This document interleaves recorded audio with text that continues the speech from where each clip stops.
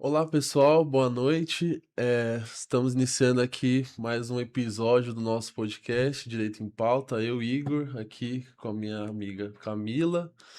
Ah, e temos uma convidada de honra que topou participar desse projeto nosso, que ela tem experiência em gestão pública, direitos humanos, direito ambiental, também exerce a advocacia há considerável tempo.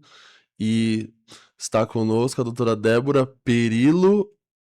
E aí o sobrenome complica, doutora. Esse sobrenome, né? Esses alemães complicam a vida da gente, né? É, Scherwitz, Cher, Débora Perillo Cher, Scherwitz, seja muito isso. bem-vinda. Prazer Obrigada. imenso que a senhora tenha aceitado o nosso convite. Senhora não, né? Porque. Pode, tanto faz. Fica à vontade para me chamar como você se sentir melhor. Eu que estou muito grata, estou muito feliz. É uma honra muito grande estar com vocês aqui hoje, tanto Obrigado. com você, Igor, como com a doutora Camila, por quem eu tenho um grande carinho. Quero também cumprimentar aí todos os envolvidos nesse belíssimo projeto que é o Direito em Pauta. Eu acho que hoje esse formato ele é muito bacana, eu acho que a gente consegue trazer as informações com mais clareza, de uma maneira mais rápida, né, gostosa, Sim, Com certeza. descontraída, né? O direito por si ele já é muito formal e eu acho que todas essas novidades, né, essas coisas tecnológicas e tudo que a gente tem hoje disponível na área da comunicação, eu acho que é bacana para poder chegar nos advogados, nos estudantes e no público em geral. Então, estou muito feliz de estar aqui hoje, muito agradecida pelo convite, espero poder contribuir, que o pessoal goste bastante aí do nosso bate-papo. eu tenho certeza. Eu vou chamá-la de professora, Ah, eu amo. porque, gente, ela é uma excelente professora. Ela foi minha professora no Obrigada, curso de Direito obrigada. e eu tenho grande consideração pela senhora. A senhora sempre foi o nosso espelho, né? Como mulher, como profissional, como professora, e a gente agradece muito pela senhora ter aceitado o nosso convite. Então vamos lá, para quem não conhece a Débora, o que levou a Débora ao direito? Olha, a minha trajetória de vida, ela é um pouquinho diferente. E eu fiquei muito feliz de poder vir aqui falar com as pessoas, porque eu cursei direito, eu já estava numa fase da minha vida um pouco adiantada, né? Então eu ouço às vezes muitas pessoas falando: "Ah, eu não vou fazer isso porque eu já estou velho, ou eu já estou velha para fazer isso, o meu tempo já passou, eu não tenho tempo de estudar, já tenho família". E eu fui justamente fazer o curso de direito quando eu já tinha meus 3 filhos. Olha, Já, inclusive, já estavam maiorzinhos, em idade de pré-escola, um já estava acho que no fundamental 2, o outro ainda no fundamental 1, mas o que que eu quero trazer para vocês com isso? Nunca é tarde. Nunca é tarde para nada, especialmente agora com tudo que nós temos ao nosso alcance de recursos, né. Então a minha área de formação, ela é a comunicação. Eu antes de fazer direito, eu fiz publicidade e propaganda. Então, naquela época, né, que eu já estou com quase 60 anos, então na época eu não tinha condições realmente de fazer uma faculdade. Então eu fiz um colegial técnico, que é hoje o profissionalizante, o ensino sim. profissionalizante que muito sabiamente voltou, né, retornou, e eu acho que é fantástico, né, apesar que hoje as pessoas conseguem né, ter acesso ao ensino superior, na minha época era Sim. muito mais difícil. Eu, moradora da zona leste, tive uma infância bastante difícil em termos financeiros, a minha família toda, eu sou a única que tem nível superior, nós somos em 4 irmãos, né, e eu sempre quis fazer faculdade, era o meu sonho, porque naquela época a gente só conseguia fazer o colegial, era o colégio técnico. E aí o meu pai que falou para mim, falou: "Débora, faça alguma coisa na área comercial ou na área de comunicação, porque você gosta de falar, minha filha, então você vai se dar bem". E aí quando nós fomos procurar, na época eu já trabalhava com 14 anos, naquela época podia, trabalhava, inclusive tinha registro em carteira, tudo bonitinho. E aí meu pai falou: você sempre trabalhou com vendas, o que que nós vamos escolher? Foi comigo escolher o curso. Aí a gente olhou, ele falou: ah, aqui, ó, filha, tem um bom para você, publicidade e propaganda. E eu entrei, mas eu não sabia nem o que que eu ia fazer, porque até então eu só tinha sido vendedora na minha vida, né? E aí eu fui fazer e me apaixonei. Então a minha atuação, ela foi em agências de publicidade, né? Eu fiquei muito tempo trabalhando, naquela época eu fui mídia, eu fui, eu fazia atendimento na agência de propaganda, era relações públicas da agência, né? Trabalhava direto com o pessoal da criação. Então, eu sempre costumo dizer para as pessoas o seguinte: nada que você aprende é perdido. Verdade. Sim. Muitas pessoas falam assim: mas como? Você deu uma guinada, você virou totalmente. Como que você saiu da publicidade e foi para o direito? Uma coisa não tem nada a ver com a outra, né? Né? Em tese, Mas não. interliga, Em né? tese, não. Porque a gente tem que ser um bom interlocutor, né? E outra coisa, olha como é curioso, doutora Camila. Quando eu comecei a fazer o mestrado, porque aí também é uma dica legal para quem está assistindo o Direito em Pauta e que está aí saindo da faculdade de Direito meio sem saber para onde que vai, né? Ah, eu não sei se eu vou advogar, não sei se eu quero dar aula, né? Não sei em qual área vou advogar. Então, eu sempre gostei de orientar os alunos da seguinte maneira: se você quer ir para a área acadêmica, faça mestrado. Porque os alunos normalmente terminam a graduação e vão procurar uma pós-graduação. Sim. É o caminho mais comum. Quando eu estava no terceiro ano da faculdade de Direito, e eu iniciei a faculdade de Direito com 37, 38 anos por aí, foi um professor que teve essa sensibilidade de notar a minha aptidão para lecionar. E ele comentou, ele falou: "Tô para você ter uma ideia, eu estava escrevendo a minha monografia no terceiro ano". Olha. Então ele Nossa. falou: "Você gosta de escrever e você está escrevendo sobre direito ambiental, mas você não teve aula ainda".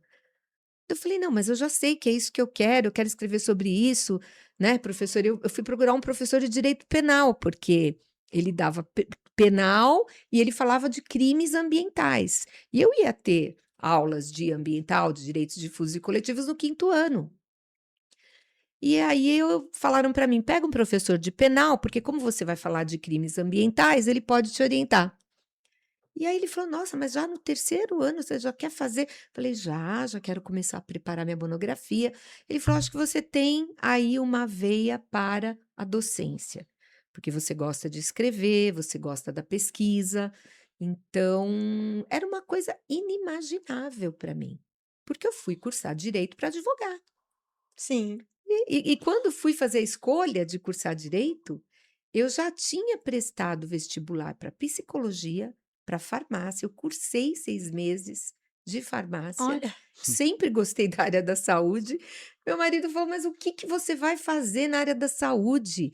Você tem que fazer direito, você gosta de falar". Então eu tive essas 2 influências, né, em primeiro lugar na minha profissão do meu pai e depois do meu marido. A minha mãe sempre trabalhou com vendas, minha mãe é uma mulher, assim, muito, expansiva, ela é uma mulher que ela sempre fez muita amizade fácil, ela foi gerente de loja, então eu sou de uma família de pessoas que gostam naturalmente de falar, de conversar, de interagir, e eu me encontrei no direito, mas eu me arrisco a dizer que eu me encontrei definitivamente como professora, que é como eu gosto, né, a doutora Camila bem lembrou, como eu gosto de ser chamada, professora e advogada nessa ordem, né, porque eu realmente a docência é a minha paixão.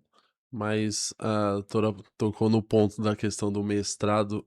Talvez seja interessante aprofundar um pouquinho mais nisso, Hum, para quem está terminando o curso de direito e não sabe muito bem, como funciona, quais são os requisitos, ou talvez não tenha nem recurso para iniciar um projeto, uma linha de pesquisa nesse sentido. O que sim. que a doutora pode Ó, falar para a gente tem sobre? várias dicas, Igor, várias dicas, né.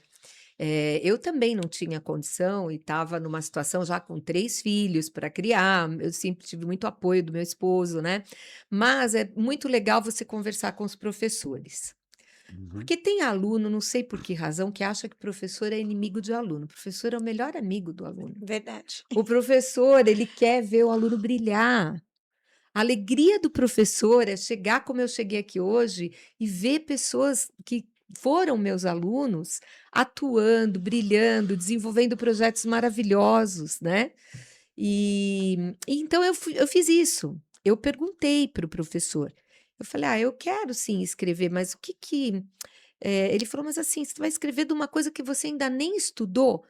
E eu falei, não, mas eu vou começar a estudar. O senhor me indique os livros e eu começo a estudar o assunto que eu vou falar. Então, você tem que se atirar um pouco. Por quê? Porque o professor gosta do aluno que gosta de estudar, Sim, que ele sabe que o aluno vai se empenhar, que ele vai ser um estudioso da área. Se E todo dedica, mundo né? gosta de pessoa que gosta de estudar, porque sim, sabe que você vai para pesquisa, que você vai acrescentar alguma coisa, e você cresce. Até dentro do próprio curso, você acaba se destacando ali com seus colegas, né? Você pode já trazer mudanças dentro do próprio ambiente acadêmico. Isso é muito legal.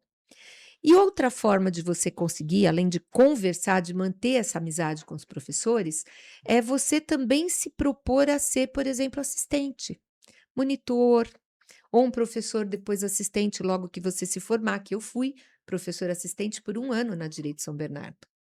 Da hoje vice-diretora, que é a professora Patrícia Caldeira, que é a vice-diretora da Faculdade de Direito de São Bernardo do Campo. Por 1 ano eu fui assistente dela antes de começar a lecionar nas demais faculdades. Então, é uma área bastante restrita. Quanto à questão do mestrado, ter a questão financeira é um impedimento, realmente o mestrado ele é caro. sim. Hoje, bem menos, nós temos várias opções, né? Recentemente, a Direito São Bernardo abriu algumas vagas, inclusive de bolsa para o mestrado, não sei se vocês acompanharam, Sim, em convênio também com a prefeitura, né, por ser a autarquia municipal, mas eu acho que é interessante ficar sempre de olho nas instituições, na USP, quando abre os processos seletivos, né? Porque se você for um bom estudioso e você tiver um bom orientador, que seja o seu professor, o seu orientador de monografias, você trabalhar sempre participar, trabalhar nas pesquisas científicas, desenvolver artigos durante o tempo que você está na graduação. Isso faz uma diferença, caso você queira ir para a área acadêmica, né? Porque você tem que produzir. A gente sabe que a realidade de vida hoje dos alunos e do brasileiro como um todo é uma realidade muito difícil, muito sofrida. Então vocês vão Sim. falar, poxa, Pro, mas assim, a gente trabalha e vai para a faculdade quase se arrastando, né? Como é que eu ainda vou produzir artigo? Como é que eu vou participar dos grupos de iniciação científica? Como que eu vou fazer tudo isso e depois ainda conseguir um mestrado gratuito? Eu digo para vocês, é possível. Vocês são capazes. Se você tiver amor e quiser escrever sobre algo que você ama, uma área que você se apaixonou dentro do direito, você vai conseguir, inclusive fazer o seu mestrado. Você pode também participar como aluno ouvinte. Eu, por exemplo, estou como aluna ouvinte na faculdade de São Bernardo do Campo, na UFABC, na Federal, do doutorado. Por quê? Porque eu não concluí o meu doutorado. Eu apresentei um projeto. Na época, eu fui promovida a coordenadora na faculdade que eu lecionava, e aí eu não consegui conciliar, porque a coordenação me tomava um tempo considerável dentro da faculdade e eu não conseguia assistir às aulas na federal do meu projeto, que permanece ainda em stand-by, que é o meu projeto de doutorado, que tem a ver com o direito ambiental e que tem a ver também com o pessoal aqui de São Bernardo do Pós-Balsa, que é um estudo bastante profundo que eu quero fazer, e ainda não desisti desse projeto, por isso que eu digo, nunca é tarde, sempre dá tempo. A professora, quando lecionava sobre direitos difusos e coletivos, Sim, né? E muitas vezes em aula tinha discussão sobre o que era os direitos humanos, né? Porque na visão de quem está em casa e assiste jornais, não entende o que é os direitos humanos. E o que é, então, doutora? Olha só, quando você fala, doutora Camila, em direitos difusos e coletivos, né?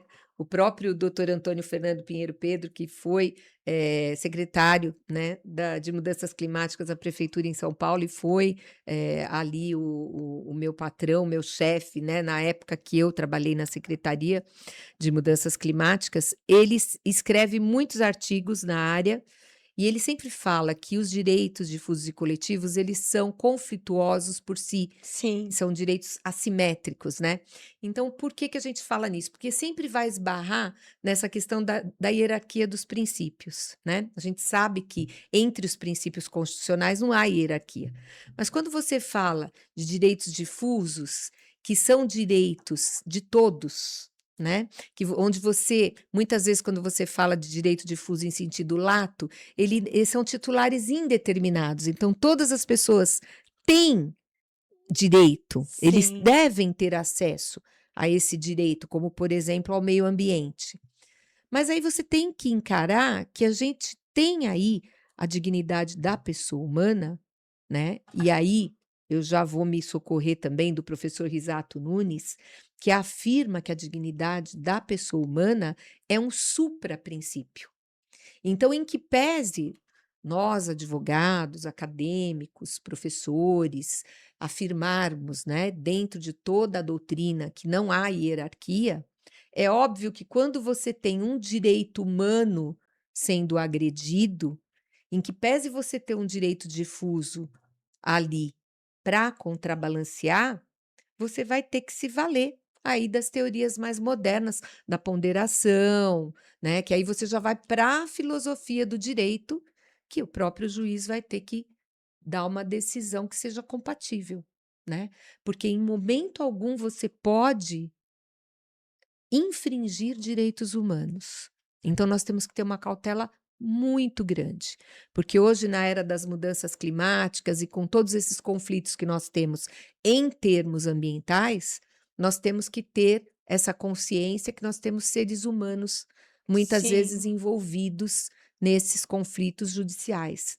Então, isso é algo que nós temos que ter aí uma cautela muito grande, e por isso tão importante a gente ter mais advogados vindo para essa área de meio ambiente. Fico muito feliz porque eu tenho visto muitas advogadas, inclusive que estou aqui hoje e quero homenageá-las, as minhas alunas maravilhosas que estão escolhendo a área do meio ambiente. Isso me deixa muito feliz, porque eu acho que, não querendo aqui ser sexista, mas eu acho que a mulher ela tem ela tem, sabe, uma sensibilidade maior para Maior, essas coisas exatamente. ligada a direitos humanos. Eu acho fundamental.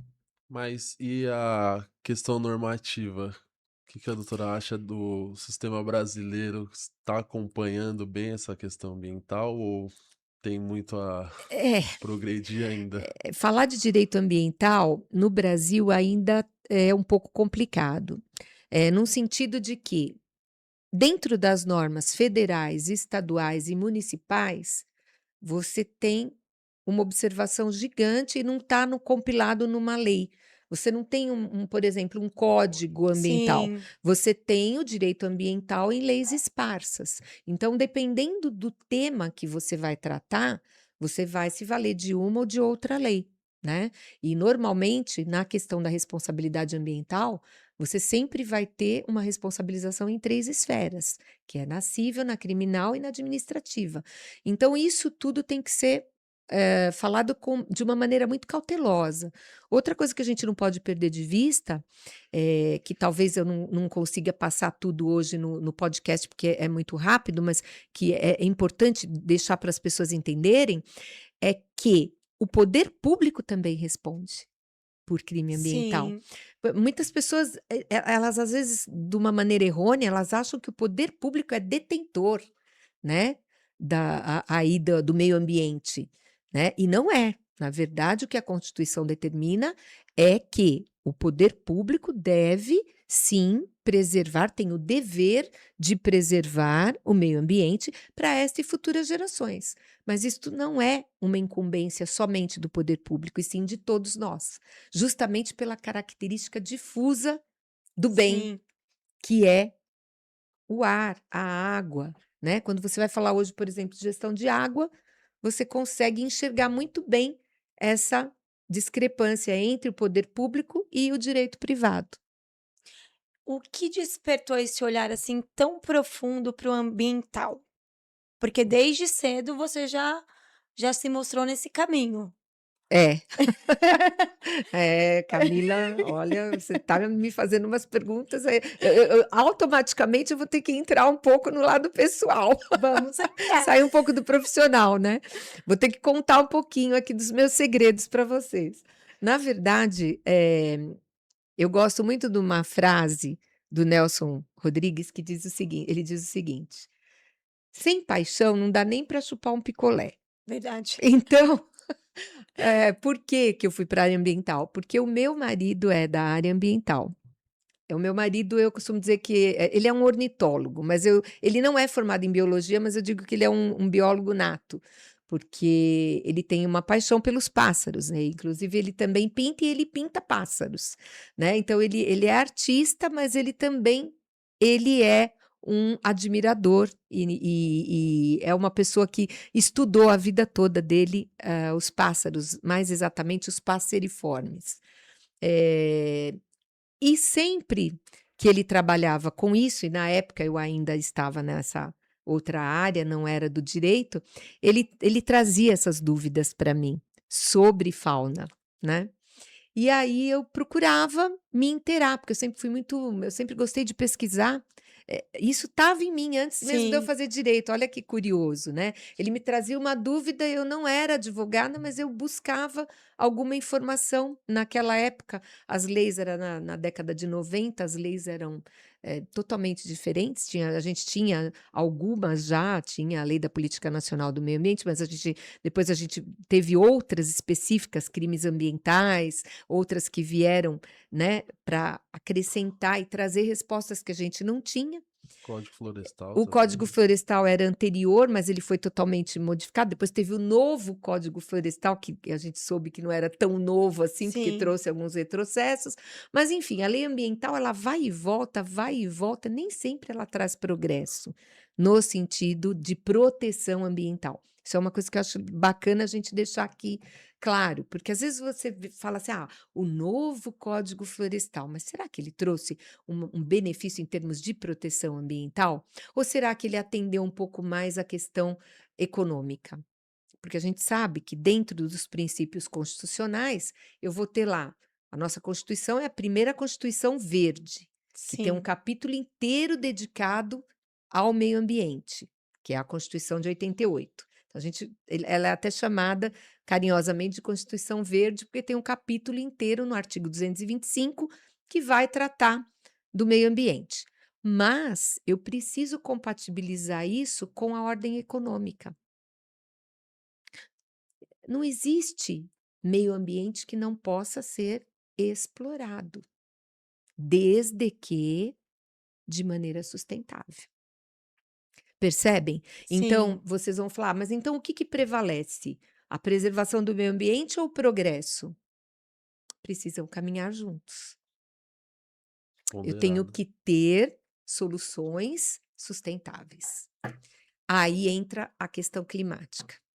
Então, quando você fala, por exemplo, de. Vai falar de como a cidade faz a gestão toda de meio ambiente e de clima.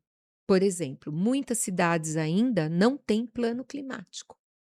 A cidade de São Paulo foi uma das primeiras a desenvolver um plano estratégico para mudanças climáticas. E, na época, fomos muito procurados na secretaria por cidades das mais diversas localidades do Brasil inteiro para saber quais eram as metas, as métricas e quais eram as especificidades do plano climático que a Prefeitura de São Paulo adotou. E vem adotando com várias metas a serem cumpridas, que ainda nem todas foram, né? E que inclui aí os mais diversos assuntos, incluindo um assunto que eu considero de fundamental importância, que é dos resíduos sólidos, além de água, né? Que é Sim. uma coisa extremamente urgente.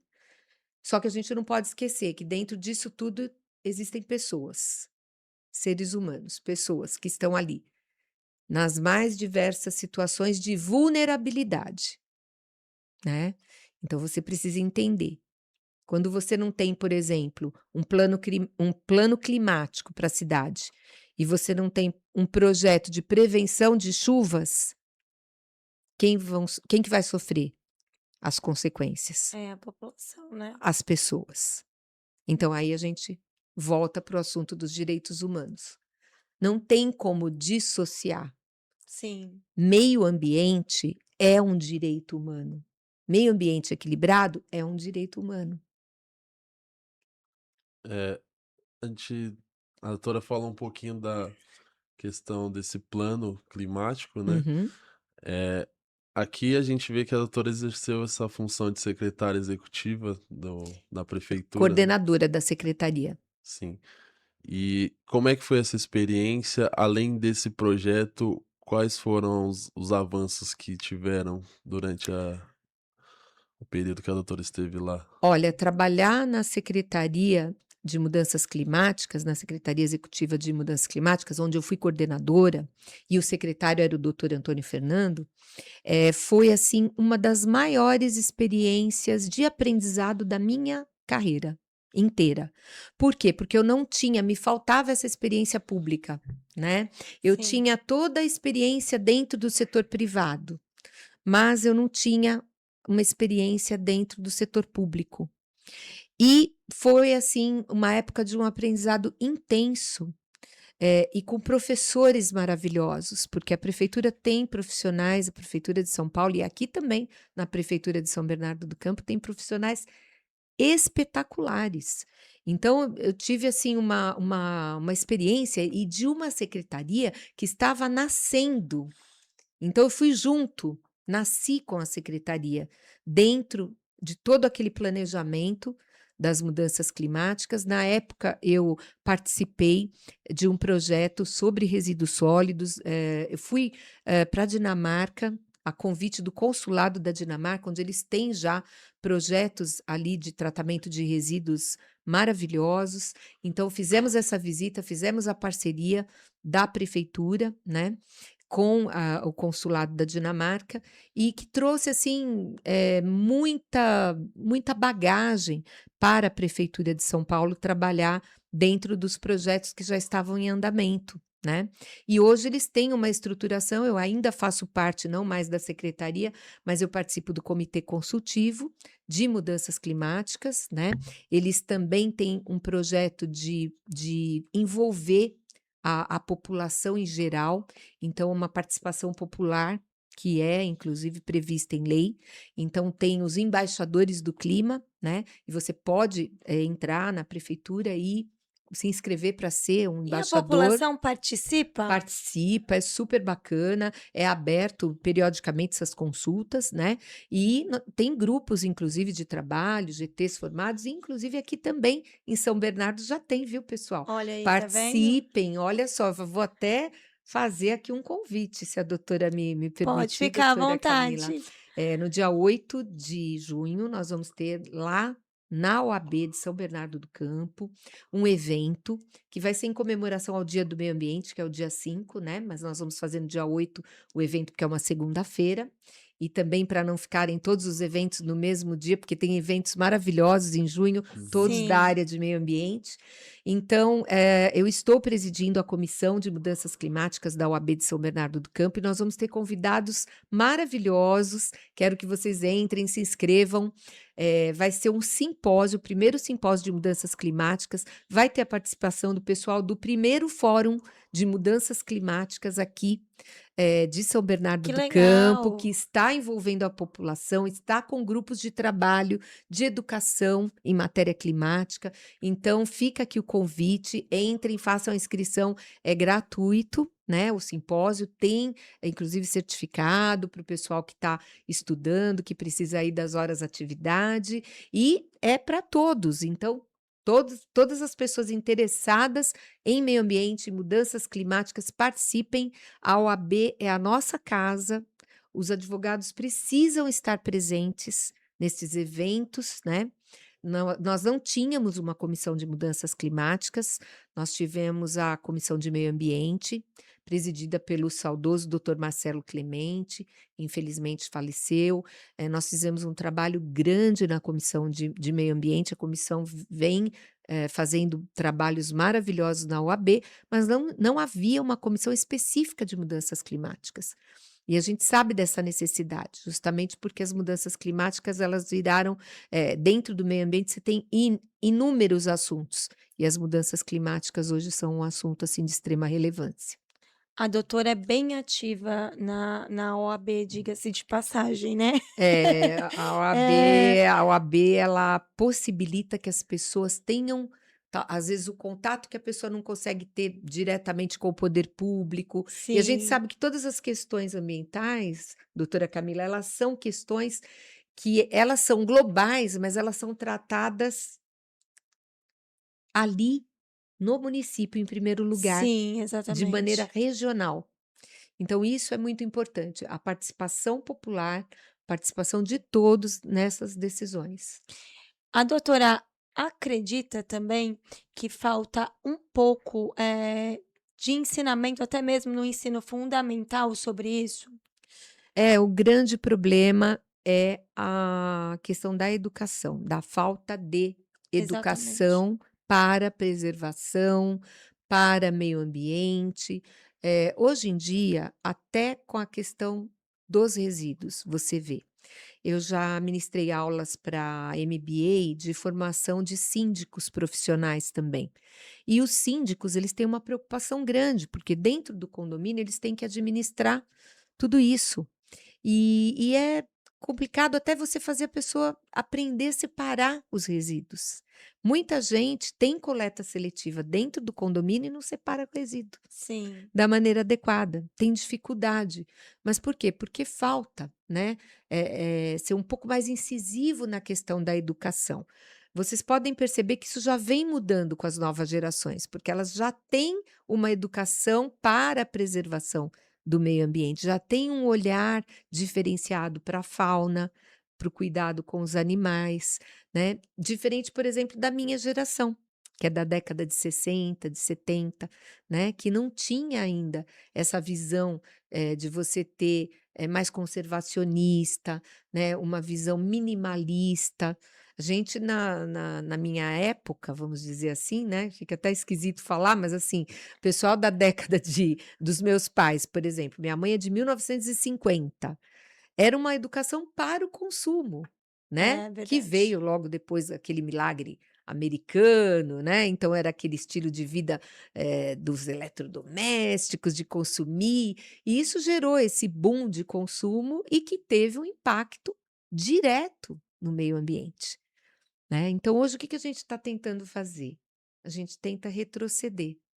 Né, então hoje toda essa questão de ir para o minimalismo, do veganismo, é as pessoas tentando retroceder em algumas coisas que de repente acabaram se perdendo pelo caminho, porque ficou um hiperconsumo, né, e nós estamos sofrendo as consequências disso hoje. Sim. Mas no período que a doutora ficou como secretária executiva, tinha projetos do município nesse sentido, de implementação dessas questões ambientais dentro das escolas, Tem. ou é algo Não, assim? tem. Tem? Em São Paulo tem. Eu imagino que aqui em São Bernardo do Campo eles tenham projetos já feitos pela Secretaria de Meio Ambiente, mas eu acredito que eles devam estar criando agora, através do Fórum de Mudanças Climáticas. Eu não sei se eles já têm uma secretaria específica ou se eles estão em vias de ter um braço dentro da Secretaria do Meio Ambiente,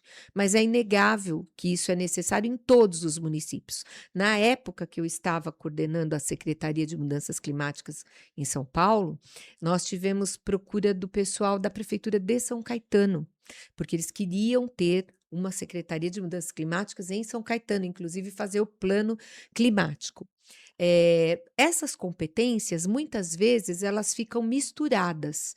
Então, muitas vezes, elas estão a cargo da Secretaria de Meio Ambiente. Por exemplo, aqui em São Bernardo, eu acredito que a Secretaria de Meio Ambiente desenvolva esse trabalho de educação nas escolas. Já vi algumas escolas em São Bernardo, inclusive modelos, Sim. né? E em São Paulo também existe esse trabalho que não era feito na época pela Secretaria de Mudanças Climáticas, era feita pela Secretaria de Meio Ambiente.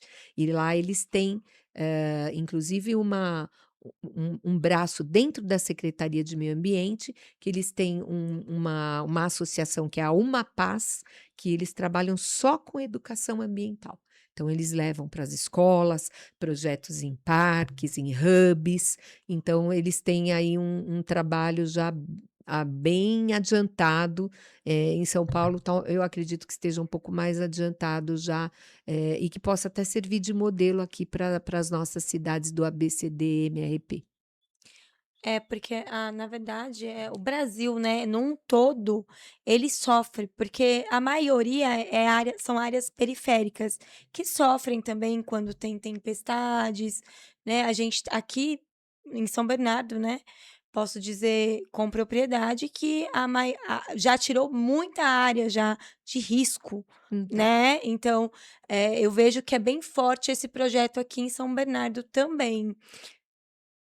Olha, doutora Camila, eu queria fazer aqui uma observação muito importante, do que vem acontecendo em São Bernardo. Eu tenho acompanhado, não de muito perto, mas eu tenho visto um trabalho muito bom feito na área de regularização fundiária. Esse trabalho ele está sendo feito pela antiga secretária de Meio Ambiente de São Bernardo do Campo, e que agora está secretária de Habitação. E é um trabalho espetacular que está sendo realizado de regularização fundiária. Quando eu estava na secretaria em São Paulo, nós tínhamos um dos projetos da secretaria, era o clima na periferia. Por quê? Porque assim, todo mundo gosta de fazer ações de meio ambiente em lugar bonito, Sim. né? E Uhum. quem precisa? Onde que tem menos árvores, né? Porque você vai, por exemplo, para São Paulo, se você vai para aquela área nobre de São Paulo, se você vai ali para os jardins, ali tem árvore.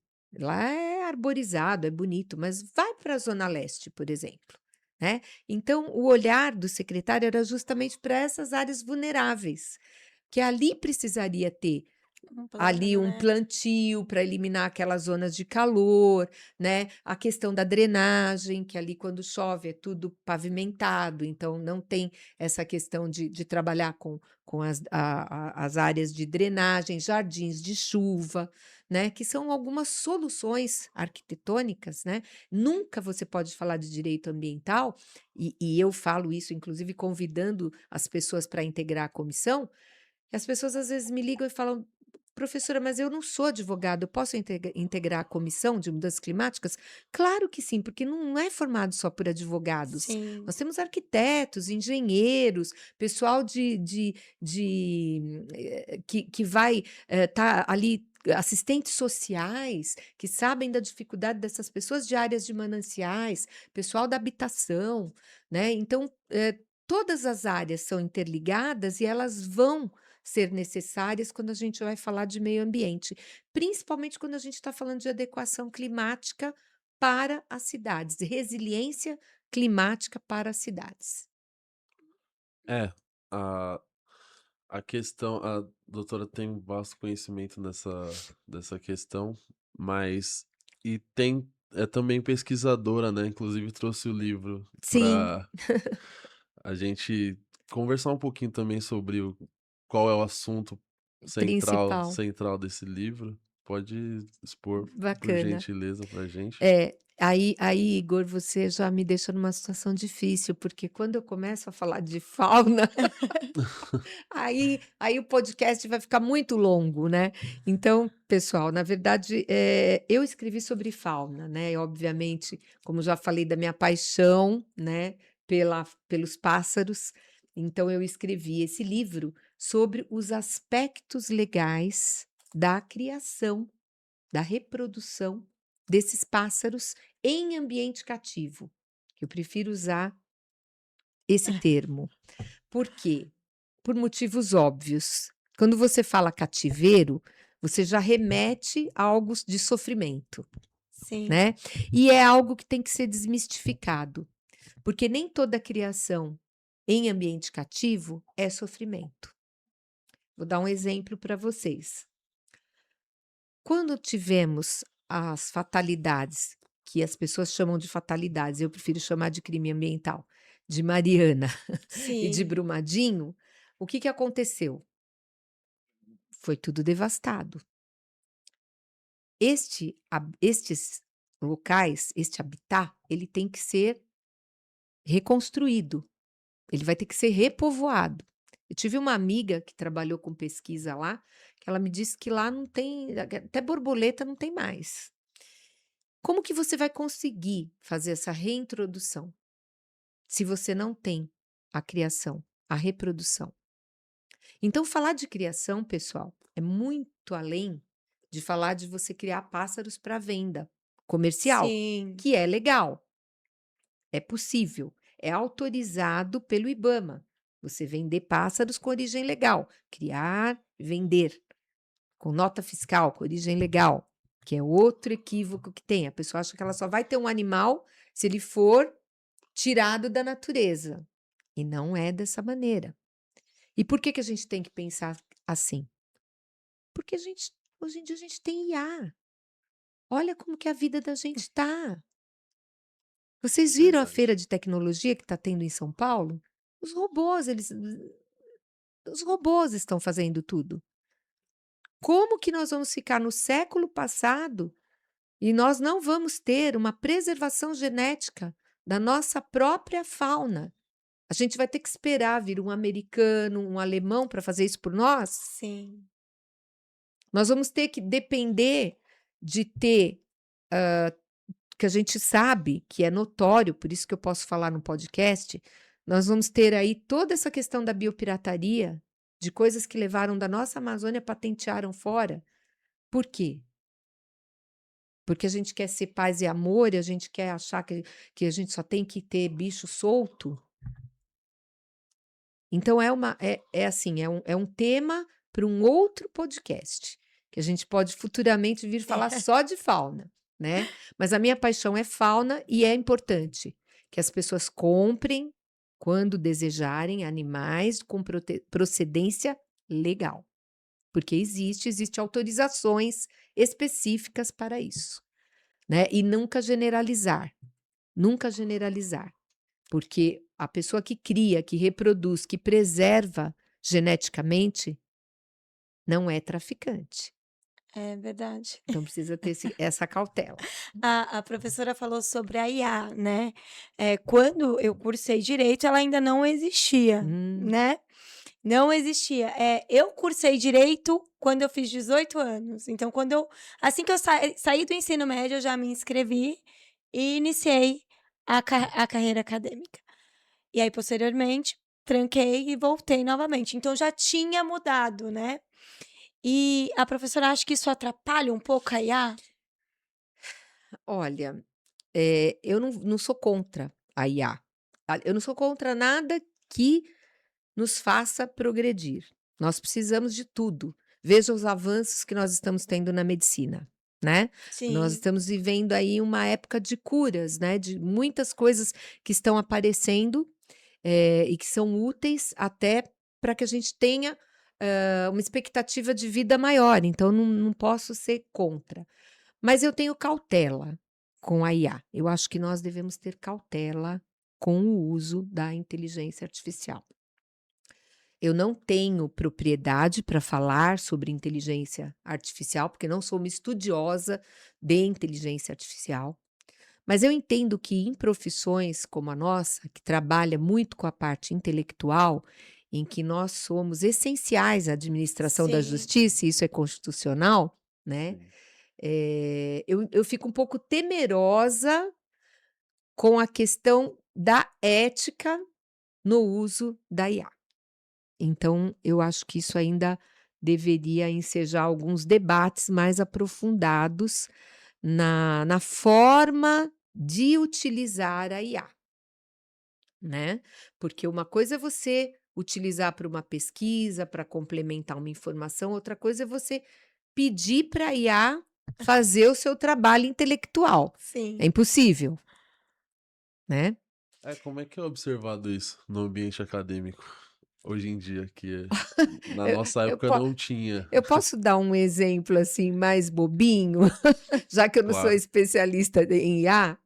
Eu fui coordenadora de monografias, né, doutora Camila? Não sei se na sua época. Na minha época É, também.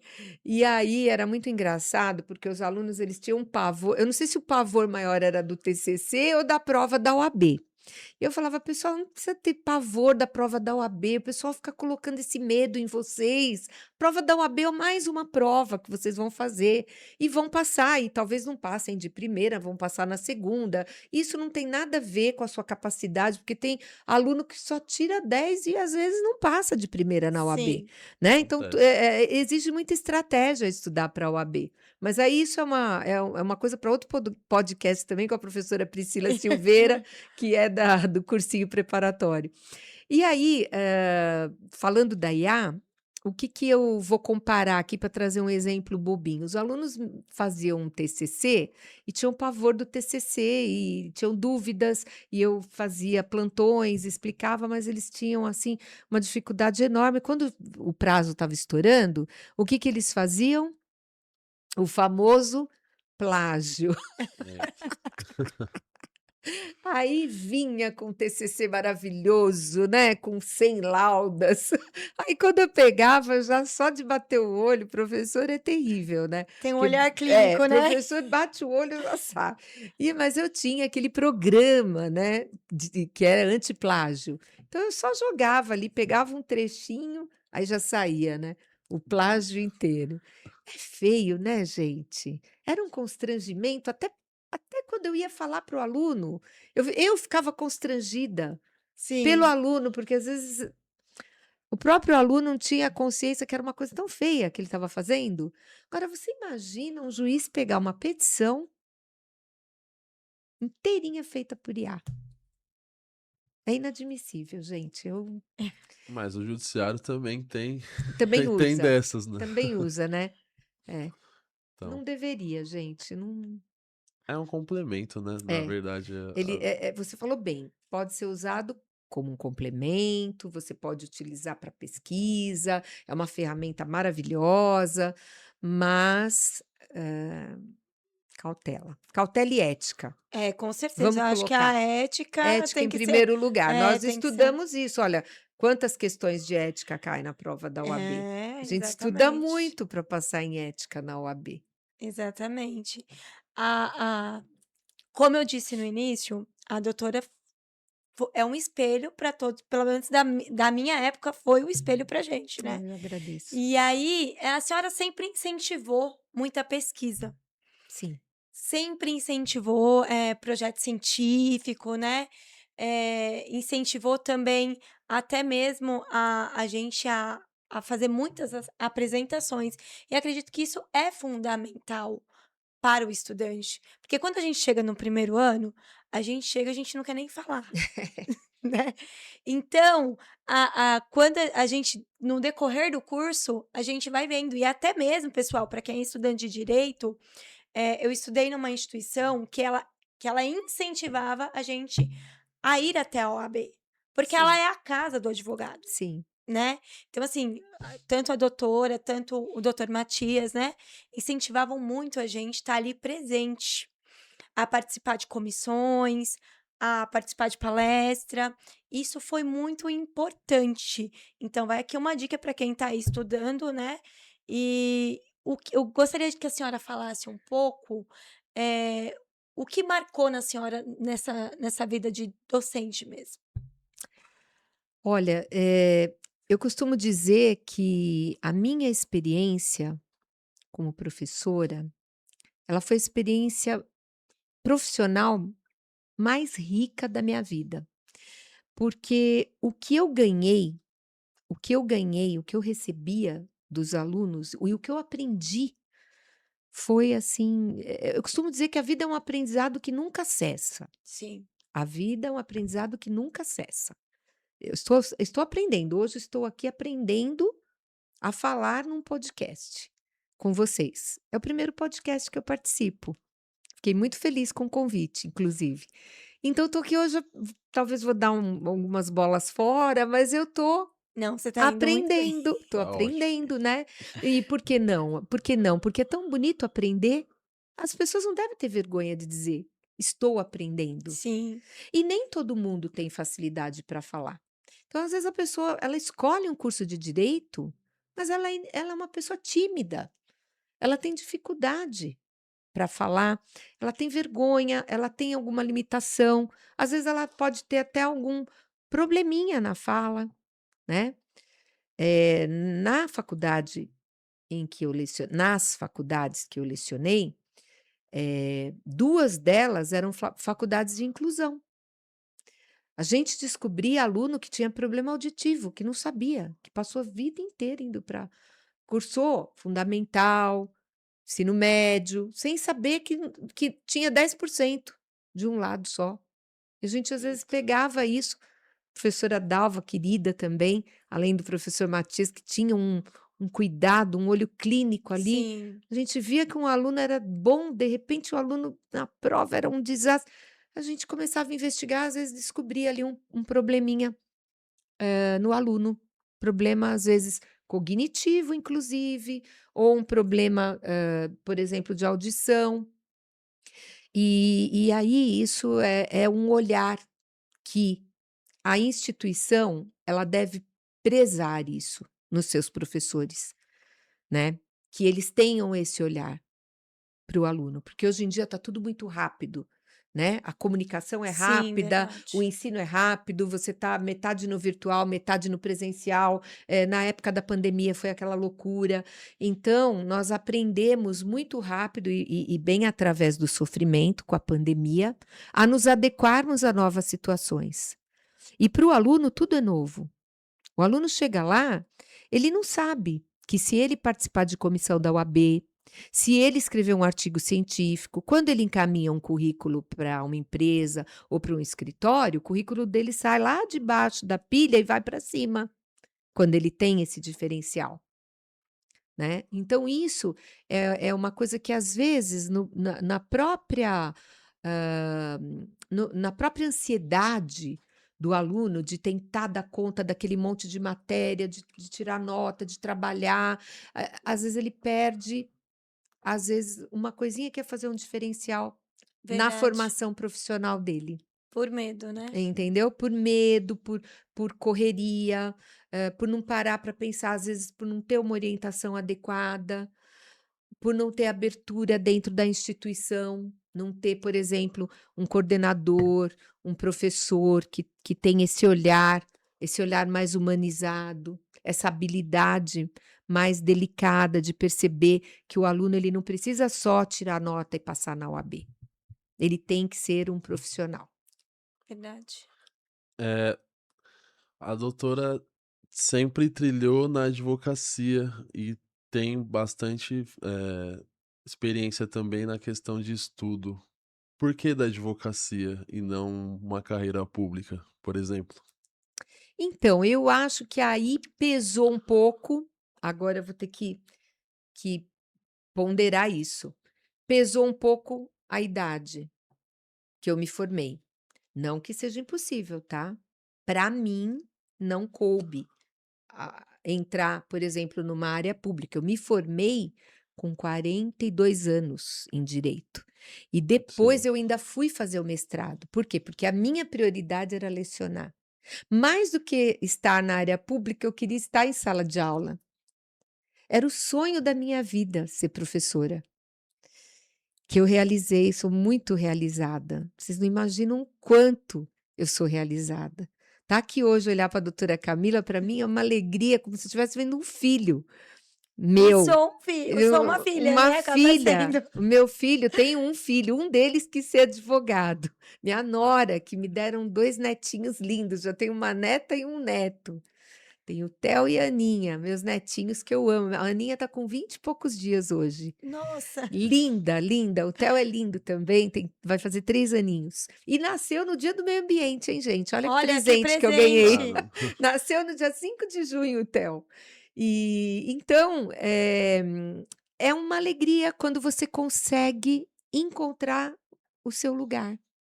E o meu lugar, eu tive convites para ir, inclusive dentro da parte de política mesmo, mas eu nunca quis, eu nunca tive assim.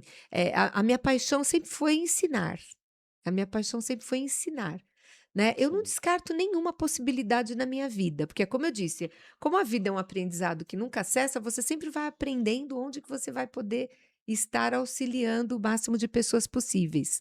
E é uma vida com propósito, né? Então, a minha vida, ela foi uma vida muito ao avesso, porque eu fui mãe aos 19 anos, eu não tinha faculdade, eu fiz um curso técnico em publicidade, aí eu fui fazer faculdade, me formei com quase 40, né? E aí eu já tinha meus 3 filhos, então antes eu fui empresária no setor privado, então a minha vida foi toda ao contrário, né? Todo mundo primeiro estuda, aí se forma, aí casa, aí vai ter filho. Comigo foi tudo invertido. Casei primeiro, tive filho e depois eu fui estudar.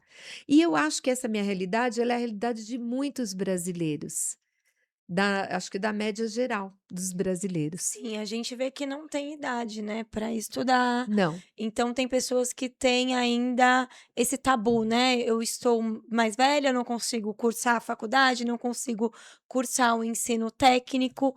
Então é um tabu, diga-se de passagem, da população brasileira. Eu é, entendo, né? e que tem que ser superado, porque deixando claro aqui agora o que eu acabei de explicar. Não fui para a área pública porque não era a minha paixão primeira. A minha paixão primeira era a docência, sempre foi e continua sendo, né? Agora, a Sim. experiência em trabalhar na área pública foi maravilhosa, foi extremamente enriquecedora e necessária para você conseguir ter essa visão macro, Sim, porque senão você nunca tem essa visão. Ou você fica muito na visão só privada, né? Ou você fica muito na visão só acadêmica, que também não é legal, porque você pode idealizar ali. Academia é uma delícia, gente. Pesquisa você idealiza coisas maravilhosas, projetos maravilhosos, mas esses projetos precisam sair do papel. Então, por que que você tem que ter experiência da área pública? E o Igor bem colocou. Porque lá que você vai ver a viabilidade daquele projeto lindo do grupo de iniciação científica, se ele consegue ser aprovado na Câmara, se a prefeitura vai dar andamento, se vai ter algum vereador interessado, né, aí fazer alguma coisa lá pelo pós-balsa, né? Então, é dentro disso que você começa a aprender. Foi dentro da Prefeitura de São Paulo que eu vi que precisava de uma atenção especial para o clima na periferia. sim. E assim, o que que a doutora observa da advocacia desde quando se formou para a atualidade? O que O- que mudou, o que teve de avanço, de retrocesso? Olha, eu acho que a advocacia só teve avanços. Foi maravilhoso o progresso da advocacia de quando eu me formei, que foi em 2011, até hoje. Eu acho fantástico. É como eu falei, eu não sou contra a IA. Eu acho que tudo que a gente pôde acrescentar, olha, esse podcast não existia, por exemplo. Sim. A gente não tinha acesso nenhum para estudar. O pessoal fazia prova da OAB, levava uma mala com um monte de doutrina dentro da mala, lembram? Tinha prova oral na OAB. Vocês não lembram, óbvio, vocês são jovens, vocês não vão lembrar, mas vocês devem ter ouvido falar, né? Sim, Tinha, Sim. tinha 3 fases a prova da OAB, né? Tudo foi mudando, né? Eram 100 questões, aí foi para 80 questões. Então tudo foi mudando. Antes, para fazer a segunda fase, podia levar doutrina, consultar a doutrina eles suprimiram essa fase oral por oral. questões subjetivas, né? Porque às Porque vezes, às ficava, né, um vezes tinha pouco. alguém que É, era conhecido é, ou poderia ter essa é, falta de imparcialidade, né? é. Infelizmente que a gente ainda vê, né, em outras Outras, instâncias, vamos dizer assim. Na magistratura, por exemplo, tem, né? A gente tem essa questão dos concursos é muito legal também. é uma área também muito bacana. Então, quando a pessoa é focada para concurso, eu também acho muito legal. Mas eu acho que tudo que a gente faz na vida tem que ser movido por paixão. Você tem que ser apaixonado pelo que você faz. E eu sempre fui apaixonada pela docência. Eu amo sala de aula. É uma coisa assim, e engraçado que eu também, eu sempre dei aula no ensino superior, mas eu dou uma flertada com o ensino médio e até com os pequenos agora que já sou avó. É, Por que não? Tá vendo? Nunca é tarde, por que não? Quem sabe uma pedagogia o ainda? o olhar já vai mais para agora para as crianças, É, né. ué, por que não? A senhora falou muito bem sobre a OAB, né, Uhum, e acredito que seja um medo também de todo estudante de direito. sim. E então, o que que a professora Débora falaria para uma pessoa que está prestes a fazer a prova? Eu vou repetir, vou olhar para a câmera para falar. Eu vou repetir o que eu falava para os alunos em sala de aula. Primeira coisa, você não tem que temer a prova da OAB. Parem com isso. Primeira coisa, que você já tira 50% de peso das suas costas. Quando você entender que você é um profissional, você estudou 5 anos. Você não tem que temer essa prova. É mais uma prova que você vai fazer, tá? Agora, também não é para desprezar a prova, né? Então, o que que você tem que ter? Estratégia, foco na prova e fazer conta, porque advogado não gosta de fazer conta. Não. E todo mundo ria quando eu falava isso. Quantas questões você. Ai, professor, é tão feio falar isso, porque ai, se o aluno acertar todas as questões, gabaritar a prova da OAB não é legal? Muito legal, mas você precisa gabaritar? Não. Quantas questões você precisa para passar? 40 ainda, né? É 40, 40. 40. É muito fácil. Gente, vou contar um segredo para vocês. A partir de agora não será mais segredo. É muito fácil passar na OAB na primeira fase. Na segunda, aí você já vai ter que se dedicar um pouquinho mais, Sim, né? Então, mas hoje em E dia tem você tem. repescagem também. Ih, mas vocês têm tudo, vocês têm repescagem, tem constitucional, gente, na OAB. sim, Pô, aí você já usa toda a primeira fase que você estudou para passar na segunda. Então, não queira mostrar o seu valor quando você vai fazer a prova da OAB. O seu valor tem que mostrar quando você for advogar, quando você tiver seu escritório, quando você for trabalhar numa empresa. Na OAB você precisa passar, você precisa ter a sua carteira, você precisa frequentar a OAB, você precisa ter um bom networking, você precisa estar em cena. Você precisa participar com os advogados que já têm mais experiência, trocar ideias, experiência de vida. Não fiquem sim, tão engessados, porque às vezes a pessoa é muito engessada, ela quer fazer 1000 cursos. O melhor curso da vida é conversar com um advogado experiente, verdade. não é? Então é isso. É, já estão na fase de encerramento. Passou muito rápido o tempo, né? Professor fala muito, né, Igor? Não, imagina. Conteúdo super enriquecedor. E aí gostaria de deixar a doutora à vontade para uma mensagem final para expor para quem nos acompanhou e vai acompanhar até agora. O que que a doutora queria deixar Vou deixar para quem está E nos faz o ouvindo? convite, doutora, mais uma vez para comparecerem, né, no no evento. evento. Bom, Bem lembrado. pessoal, em primeiro lugar eu quero agradecer a toda a equipe aqui do Direito em Pauta. Muito bonito, bom gosto, fui muito bem recebida. O programa é incrível, muito bem feito, muito bem organizado, são extremamente profissionais. Agradecer o convite da doutora Camila, do doutor Igor, as perguntas que eu adorei. Fiquei muito honrada, muito feliz em participar. E quero deixar apenas uma frase para vocês. Meditarem sobre isso, qualquer profissão que vocês tenham, ou escolham, dentro do direito ou não. A vida precisa de propósito. Tenham propósito na vida de vocês. Tenham objetivos concretos Sim, e paixão. Tenham paixão. Escolham e sigam o propósito com paixão. Com paixão. Porque quando você faz uma coisa mais ou menos, você nunca vai ser bom no que você faz. Você tem que fazer bem. Você tem que pôr toda a sua energia ali. Que eu uso o nome de paixão para isso. Você pode usar um outro nome para isso. Energia, empenho. Eu uso paixão, porque eu acho que a paixão é algo que te move, Sim. né? E o propósito. Propósito de vida. Você tem que determinar um propósito e seguir com ele.